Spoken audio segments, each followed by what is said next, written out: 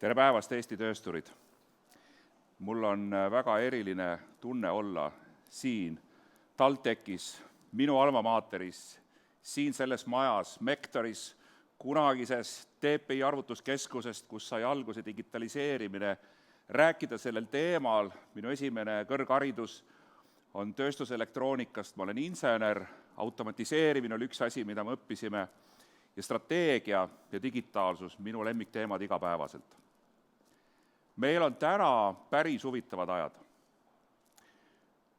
Teemad, mida me käsitleme, on seotud kriisiga ja sellest, kuidas siit läbi minna, mis on head ja halvad strateegiad, kas ja mida muuta, kuidas andmeanalüütikot kasutada selleks, et strateegilisi otsuseid teha ja lõpuks ka räägime sellest, kuidas digitaliseerimises leida selline fookus, mis aitab ettevõttel kasvu kõige paremini kiirendada. Meil läks ju päris hästi. Kujutad ette, et sa oled kõrgtehnoloogilise autoroolis, mis on kõige võimsam ja kõige kiirem maailmas ja juba 10 ringi on läinud väga hästi. Ja siis korraga kõik avastavad, et ees on kurv ja mitte tavaline kurv, aga 180 kraadi tagasi ja on viimane hetk pidurdada. Ja küsimused, mis sellises pidurduses, nagu majandus täna on teinud, kõigil tekivad, neid on palju ja need painavad ilmselt paljude töösturite mõtet igapäevaselt, igaöiselt. Kaua see jama kestab? Kas me kukume edasi? Kui sügavale me kukume? Millal see värk läbi saab? Mis juhtub? Kas me üldse jääme ellu? Millal ükskord elu muutub normaalseks ja milline see elu on siis see uus normaalsus? Kas on täiesti teistsugune, nagu paljud ütlevad, või läheb kõik tagasi oma vanasse voolusängi? Otsused, mida selles kriisis tehakse, mõjutavad tohutu palju sinu tulevikku. Osad teevad valed otsused, lähevad liiga julgelt, osad pidurdavad liiga palju, sõidetakse hunnikusse, lõpetatakse pankrotiga, sõidetakse välja, võetakse liiga palju riske, neid ei õigusta ennast.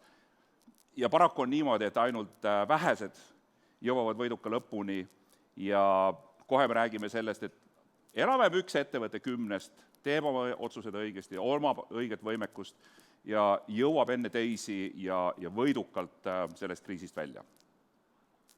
Räägime kõigest järjepanu. Esimene, missuguse strateegiaga peaks üldse kriisist läbi minema? Bain & Co avaldas mõni aasta tagasi uuringu, kus nad vaatasid eelmise kriisi ajal ettevõtete strateegilisi otsusi, seal oli ligi 4000 ettevõtet, kellest umbes iga 10 oli see, siis kes kriisist tuli võitjana välja, ülejäänutega siis võite ise mõelda, kuidas neid nimetada. Ja mida nad nägid, kui masu kestis, siis võidukad juba sellel ajal kasvasid. Ja peale seda kasvasid teistest oluliselt kiiremini, jõudes sisuliselt 10 korda suurema suurusjärgu kasvuni 7 aasta jooksul peale kriisi lõppu. Ja nende ettevõtete väärtus kasvas selle ajaga 3 korda kiiremini kui halbu valesid strateegilisi otsuseid teinud ettevõtetel. Ja mis need halvad strateegiad siis oli? Analüüsinud 4000 ettevõtte käitumist, joonistus välja 4 erinevat strateegiat, millest 3 olid kehvad. Esimene kehv strateegia, kärbime jõhkralt, laseme kõik lahti, paneme arenduse seisma, minimeerime turunduse ja müügi, talendid koondati, välistati arendus, värbamised ja ühinemised. Teine strateegia oli liigsete riskide võtmise strateegia, kus tehti palju katsetusi väljaspool põhiäri. Tookord olid populaarsed muud asjad, täna on kuumad ärid, desovahendid, maskid, ravimid, vaktsiiniarendus. Tõenäoliselt ravimi ja vaktsiini arenduses on palju võitjad, aga küsimus on selles, et kas deso ja mask on midagi püsivat või me pöördume tagasi jälle oma endise elu juurde. Ja loomulikult ka kuumad tehnoloogiad, mille parim näidis tõenäoliselt on see, mis täna on konverentsil püsti pannud. Sellist videokonverentsi ei ole mina elus enne näinud. Tõenäoliselt näeme neid ka palju, e-poed kõik teavad, et on täna väga populaarne teema. Kolmas suhteliselt kehv strateegia on tardumine. Ja tardumine on iga elusa olendi üks strateegiatest, kui teda ähvardab hirmus hädaoht, kui elu on ohus. Tehke surnud, teeme näo, et äkki läheb üle ja vaatame ja ootame ja kahjumid ainult kuhjuvad ja siis, kui lõpuks hakatakse liigutama, siis on hilja. Üks ainus hea strateegia, võtete kogumik, seda nimetati siis ettenägelikuks strateegiaks ja millest see keskendus? Fakt on see, et kiireid kärpeid ja kulustruktuuri ümberkorraldamisi oli vaja teha ja tuleb teha. Võib-olla see kestab ka praegu, kui majanduskriis süveneb, võib-olla tuleb teha veel karme otsuseid. Aga mis oli nende ettenägelike erinevus teistest, oli see, et nad tegid hästi selge vahe, mis on need kulutused, mida me peame tegema ja siin oli hästi pika sihikuga vaadatud, et mitte see, et lihtsalt kriisi lõpuni vastu pidada, aga mis saab peale kriisi, mis on nice to have, mis on must have. Teine, väga oluline mõttelaad, mida tegelikult peaks tööstusettevõtted ja teevadki kogu aeg, on see, et mul on võimalikult vähe püsikulusid ja võimalikult palju muutuvkulusid. Kui maht väheneb, kulud ka vähenevad ja ma ikkagi suudan jääda ellu, suudan olla likviidne. Ja kolmas võib-olla tänases kontekstis kõige olulisem oli see, et ka kriisi ajal nad panustasid automatiseerimisse, just mida eelkõneleja Flowitist rääkis. Automatiseerige. Digitaliseerimine, automatiseerimine, suhteliselt lähedased mõisted, las ta olla, aga eriti millesse nad panustasid, olid üldkulude, püsikulude automatiseerimine, et saada oma tootmiskulud, oma kulutaset alla. Mis nad veel tegid? Mõtlesid juba praegu ja täna väga paljud Eesti ettevõtted juba sellega tegelevad intensiivselt. Missugune saab olema ärikeskkond peale kriisi? Mis saavad olema edutegurid kriisi ajal ja kriisi järel? Mis sellest tuleneb ja millesse me peame investeerima? Milliseid ressursse, eriti milliseid talente, milliseid inimesi meil on vaja, siis kui turg juba, kui majandus juba on taastunud ja alustasid sellega enne, kui turg taastus. Aktsiaturgudelt on teada, et tüüpiline aktsiaturul kaupleja teeb nii ostuotsused kui müügiotsused alati liiga hilja. Ja siin on enam-vähem sama. Me kipume liiga kaua ootama, tahame olla väga-väga kindlad enne, kui me otsused teeme ja siis, kui teeme, need, kes tegid varem, on paremas positsioonis. Üks suur küsimus, mida paljud omanikud, ettevõtjad, juhid täna küsivad, on see, et kas strateegiaga ongi nüüd pekkis, kas mu ärimudel on ka pekkis, kas ma pean seda muutma ja mida ma seal pean muutma? Selleks, et leida vastust sellele küsimusele, peab kõigepealt aru saama, mis sorti kriisis me oleme. Ja mida ma selle all mõtlen, on see, et kas see on nagu Apollo 13 nurja läinud missioon, kus hapnikupaagi plahvatus seadis ohtu kogu meeskonna elu, nad pidid katkestama kuu missiooni ja pöörduma maale tagasi, sest see oli ainukene võimalus, kuidas ellu jääda. Ja nende probleem oli see, et akusid kestis umbes veel 45 tundi ja sellega nad ei jõudnud maale. Ja nad pidid välja mõtlema, kuidas meeskond maale tagasi saada elusana. See kriis, kus me praegu oleme, tegelikult ka eelmine kriis. Seal lõpus ei ole reanimobiili ootamas, seal ei oota sind merejalaväelased, kes kougivad sind merest välja, kui natukenegi on elu sees, siis puhuvad uuesti su elule. Selle kriisi lõpus ootavad sind konkurendid, ega need ei kao kuhugi. Ja see on see koht, kus mäng alles algab. Nii et me pigem oleme sellisel Marsile lendamise missioonil, kus poole peal läheb midagi totaalselt viltu, aga kohale jõudmine elusalt ei oma mingit mõtet, tagasi pöörduda ei saa. Sa pead kohale jõudma nii, et sa oled suuteline üles ehitama ökosfääri ja ennast seal elus hoidma. Ja ärikontekstis seda, et mitte lihtsalt elus hoidma, vaid uuesti konkureerima turu, klientide, oma positsiooni pärast. Hea uudis on see, et see kurv, mis sees paistab ja kus me praegu maksimaalse aeglustusega, kuhu me sisse oleme liikunud, see on kõigil ühine. Kõik on selles kurvis esimest korda.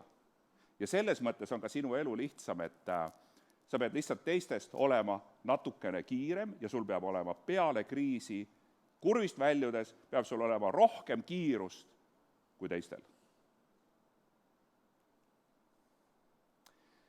4 strateegilist valikut.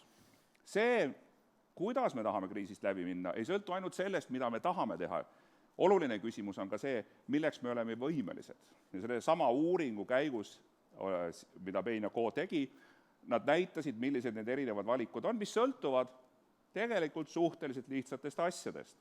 2 võimekusest, finantsvõimekusest, kapitalist, marginalist, kulude tasemest ja ettevõtte haavatavusest ja konkurentsivõimest. See, kui kõvad tegijad me oleme, kui palju me eristume oma konkurentidest, toote portfellist, klientide lojaalsusest.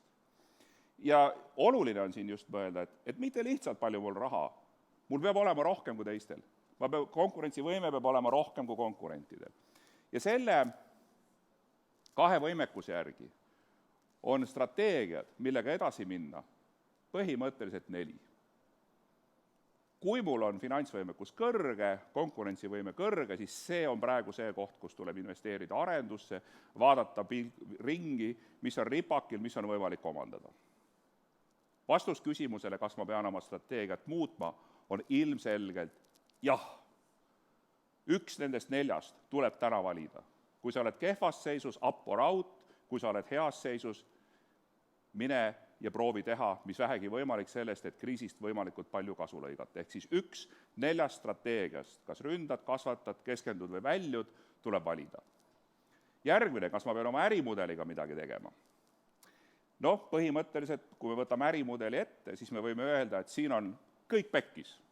Turg on muutunud, infra on muutunud, sisendid on muutunud, inimesed on kodus, inimesed on haiged, kaubad ei jõua õigel ajal kohale, aga põhiküsimus on see, mis sellest, mis on juhtunud, on püsiv ja mis on ajutine. Ja midagi pole teha, tuleb jälle ettevõtte ärimudeliga kaasas käiv väärtuspakkumise lõuend ja hakata peale aast ja oost. Mis on vajadus kohvi näitel, mis töö tegemiseks kohvi palgatakse? Kas selleks, et energia üles pushida, lõõgastuda või suhelda või hoopis naudingut saada? Ja kui ma mõtlen, mis on võimalused siit edasi minna, siis energiat annavad ka muud asjad, lõõgastada saab teistmoodi, suhelda saab teistmoodi, naudinguid saab teist kohast. Ja siin on 4 erinevat võimalust, 4 erinevat äri, kuidas moodi seda asja edasi ajada. Nii et enne kriisi olid mul võimalused kohvi tarbimiseks sellised, kriisi ajal praktiliselt jäi ainult 1 kodus ja siis kellel mis on, kas teed pätikohvi või võtad juuramasinast omal asjad peene espresso. Mis tähendab, et vajaduspõhine segmenteerimine on täna olulisem kui kunagi varem ja võidavad need, kes tunnevad paremini turgu ja saavad paremini aru, mismoodi kliendid mõtlevad, saavad aru sellest, kas see jama, mis praegu mind tabab, on seotud piirangutega või on seotud vajaduste muutumisega. Ja siin ei saa me üle ega ümber sellest, et me peame olema suutelised analüüsima seda, mis juhtus, sest analüüs on ühe teise väga olulise tegevuse vastand. Analüüsi vastandiks on süntees, mis tähendab seda, et ma panen tükkidest kokku terviku, mis aitab mul mõista tulevikku, mis aitab mul aru saada, kuidas see tervik töötab. Faktidest, analüüsi kaudu, mõistmiseni, sealt sünteesi kaudu, mudeline, millega ma saan tulevikku ennustada ja mille pealt ma saan teha otsuseid, mis siis tegelikult hakkab juhtuma. Kahjuks on nii, et kui analüüsid ei oska, ega siis ei oska ka ette näha tulevikku. Mistõttu siin mõistmine ja mudel on eriti olulisel kohal. No nii, mis siis juhtus? Käis kõva pauk ja nüüd sina ja sinu meeskond põhimõtteliselt peate siis tulema sündmuskohale ja hakkama uurima, kes tegi, mida tegi, käive kukkus, kui palju, kas kliendid kadusid või tellimuste arv vähenes või tellimuste maht kukkus või hind langes. Juhtimisarvestus, sõbrad, on täna see, mis on kõige kõvem asi, mis teid edasi aitab. Käibelangusel võib olla erinevaid põhjuseid ja nende osakaalud võivad olla väga erinevad. Nendest 6 võib 1 olla see, mis oli peamine, aga siin kaalud võivad olla väga erinevad ja nende mõistmine erinevates ärides võib olla see erinev, aga põhimõtteliselt see on see, kuidas su käive tuleb kokku. Ja praegu on see koht, kus on oluline ja tohutu hea võimalus tegelikult süveneda käibelanguse põhjuste mõistmisesse, aru saada, kust tuli pauk, kust kasvas, mis kahanes. Sest see on see, mille pealt sa läbi trendide mõistmise hakkad üles ehitama oma tuleviku mõistmist. Oht, piirangud, hirmud ja tõrked, kuidas need mõjutavad minu väärtusahelat ja ilmselt olete te paljud teinud SWOT-i, vaadanud, mis olid riskid väljaspool, mis olid võimalused väljaspool, kus on mu tugevused, kus on mu nõrkused. See kipub alati jääma selliseks, nagu minu strateegiamentor Jüri Sakkus sageli ütles, ikka so what analüüs. Teen ära ja sinna ta jääb. Sellega on vaja minna edasi. Kuhu edasi? Ma pean mõistma iga üksiku juhtimisarvestuse käituri mõttes, kuidas konkreetselt mingisugune välise keskkonna faktor, piirang, hirm, prioriteet, mitu protsenti oli mõju. Kokku on 100%, piirangud 60, hirm 20, ebakindlus 20 oli see, mis kliendid on kadunud, keegi enam ei helista, keegi enam ei kirjelda. Ja niimoodi järgmine samm, aga mis ma teha saan, mis ma tegema pean selleks, et seda olukorda parandada, mis need tegevused on, mis ma peaksin iga selle käituriga siduma.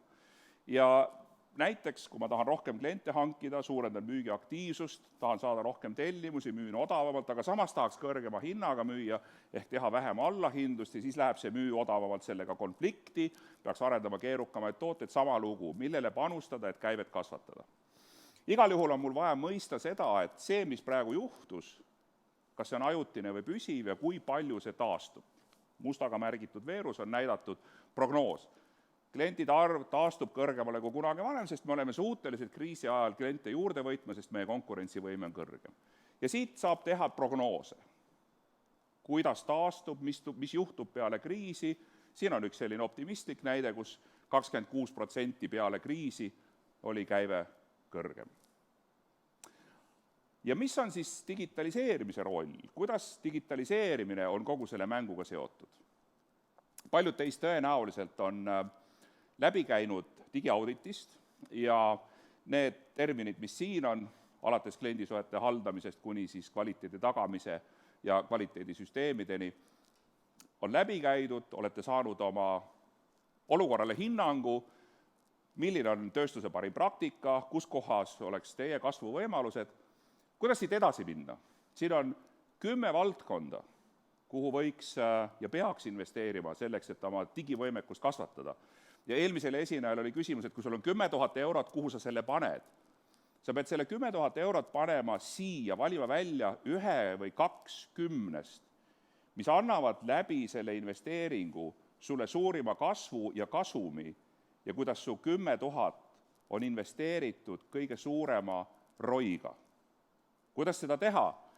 Läheme selle sama loogikaga edasi, siin rohelise raamiga on märgitud suurenda tulu, saa rohkem kliente, müüd odavamalt või hoopis arendad keerukamaid tooteid ja nüüd meil on vaja aru saada sellest, et kuidas see digivõimekuse platvorm, ma võin panna igasse valdkonda, ma võin panna 10 000, kokku investeerin 100 000, aga mõned nendest valdkondadest annavad läbi selle, et näiteks, kui ma tahan müügiaktiivsust suurendada, siis CRM-il on siin väga oluline roll, mis aitab mul kliendisuhet nii automatiseerida, kui ka olla järjekindlam, vähendada unustamist, olla paremini kursis ja läbi selle saada rohkem kliente, suurendan tulu, suurendan kasumit.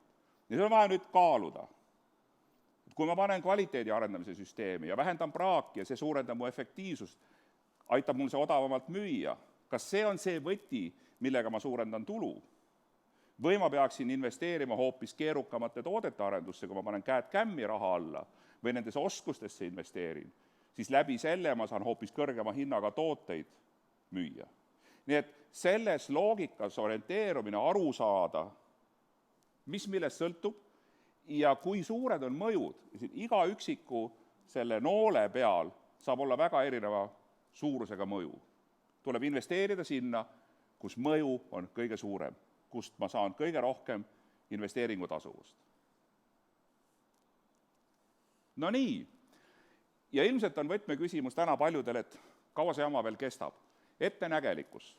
Ma olen mitu kuud, 2 kuud jälginud seda, mida teeb tervisekriis selleks, et aru saada, kuidas tervisekriis põhjustab majanduskriisi. No, ütleme, et WHO stsenaariumid, mis juhtub sügisel, on erinevad.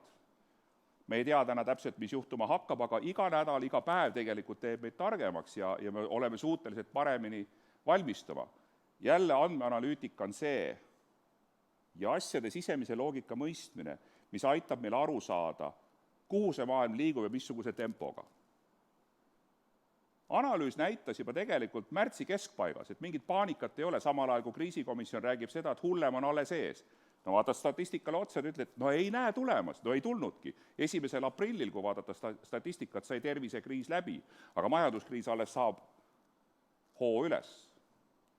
Ja selleks, et aru saada, mismoodi tervisekriis, selle süvenemine ja selle taandumine, kuidas see majanduskriisi mõjutab, on vaja jälle sellest loogikast aru saada, et tervisekriis süveneb, valitsus kehtestab piirangud, tervisekriis laabub, piirangud võetakse maha, et nii nagu see kriis lahti rullus, pärast see keeratakse täpselt tagurpidi kokku, nagu ruloo, läheb üles ja läheb alla. Ja kui sa tahad aru saada, et millal on õige aeg hakata sellest jamast välja kiirendama, siis põhimõtteliselt on sul vaja ühte joru mõõdikuid. näiteks piirangute indeks või ettevõtete kogukäibe muutus või töötute arv või tarbijakindlusindeks või kaardimaksete maht ja lõpuks ka SKP muutus. Ja neid mõõdikuid teades saad sa teha otsuseid. Vot kui kaardimaksete maht on taastunud tasemele X, siis hakkan ennast liigutama. Nii et kuidas siis kokkuvõttes, mida kokkuvõtteks öelda? Järeldused ja soovitused. Sõbrad, me lendame Marsile, mitte Kuule, aga õnneks kurv on kõigil ühine. Kellel on enim võhma, tuleb kriisist võitjana välja. Sa pead valima ühe 4 strateegiast, kuidas sa selle kriisiga edasi lähed. Vajaduspõhine segmenteerimine, turu ja kliendi tundmine, absoluutne must. Analüütiline võimekus ja juhtimisarvestus on täna need asjad, mis aitavad sul mõista, mis edasi hakkab juhtuma. Ära tee so what'i, mõista kasvuloogikat, tee eesmärgipuu ja oska lugeda kriisimärke. Aitäh teile!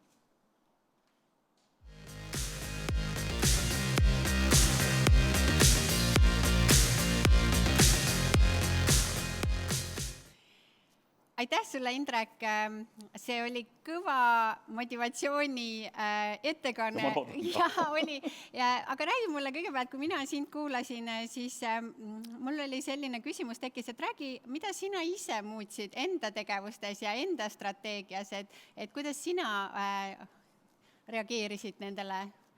No üks asi, mida ma olin mõelnud aastaid, on see, et suur osa minu tööst peaks olema ka selline poolvirtuaalne, et kus inimesed saavad osaleda nii läbi veebi kui ka füüsiliselt kohal, nii nagu siin meil osad inimesed on.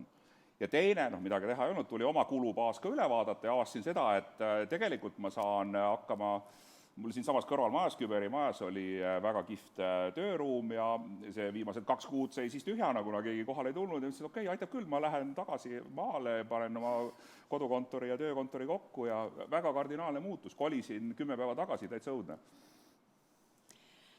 Ma arvan, et paljud kogesid täpselt sama asja ja said aru, et tegelikult kodukontoris töötamisel on täiesti omad plussid, omad miinused. Ütle võib-olla paar sinu sellist avastust või miinust, mis selles on, et sa enam siin kontoris ei tööta ja oled kodukontoris? Iseenesest ma olen kodukontoris töötanud 20 aastat ja see ei ole, ma olen selle selgeks õppinud, aga mis on tohutu keeruline, on sellises keskkonnas nagu siin, nagu tegelikult ka saada kuulajad kaasa ja saada energia üles. See paneb esinejatele täiesti teistsugused oskused. Sisuliselt enne sa olid koolitaja, inimesed istusid saalis ja sul oli väga lihtne ja nüüd sa oled telestaar ja kõik need, et sa nagu vaatad tegelikult pimedusse ja nüüd pead ette kujutama seal, eks ole, tere Veljo, tere Timo, kuule, et kuidas sul läheb? Ja sa ei taju auditooriumi, sa ei näe energiat, sa ei kuule naeruturtsatusi, sa ei kuule hüminat, sa ei näe rahulolematust, sa ei näe kehakeelt. Väga raske. Minul on täpselt sama kogemus, et kui mina olen täna olnud siin moderaatori rollis, siis ma olen tähele pannud, et see puudus, et publikus ei vaata inimesed sulle otsa, ei ole emotsiooni, see väljendub lõpuks selles, et kõik esinejad, kellega ma tulen vestlema, nad vaatavad mulle nii pingsalt silma, sest see vajadus inimkontakti järgi ja selle emotsiooni ja just on päris suur. Aga ma lähen ruttu küsimuste juurde, sest neid on siin ka päris suur hulk tulnud ja mis jäävad küsimata, et saab siis pärast vastata. Aga esimene küsimus, mis meil on siin päris kõvasti upvotitud on, et sa analüüsisid igapäevaselt pandeemia kulgu ja parameetreid Eestis. Et millised on sinu peamised järeldused ja milline on see prognoos, sinu prognoos sügiseks? No ma näitasin WHO 3 võimalikku stsenaariumit. Täna on tõenäosus, milline nendest realiseerub, on suhteliselt raske öelda, aga me saame iga päevaga targemaks. Näiteks märgid räägivad sellest, et karjaimmuunsus ei saabu mitte 60 või 80% peal, vaid kuskil juba 20-30% peale. See tähendab, et me võib-olla oleme lähemal sellele, et see epideemia jama kaob ära, lähemal kui kunagi varem.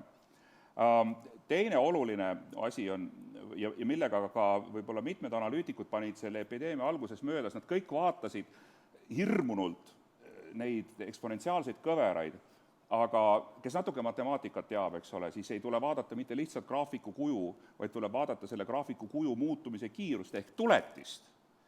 ja need olid päevased diagnoosid ja see, kui sa vaatad, kui kiiresti, eks ole, see graafik iga päev muutub, see on hoopis teine pilt.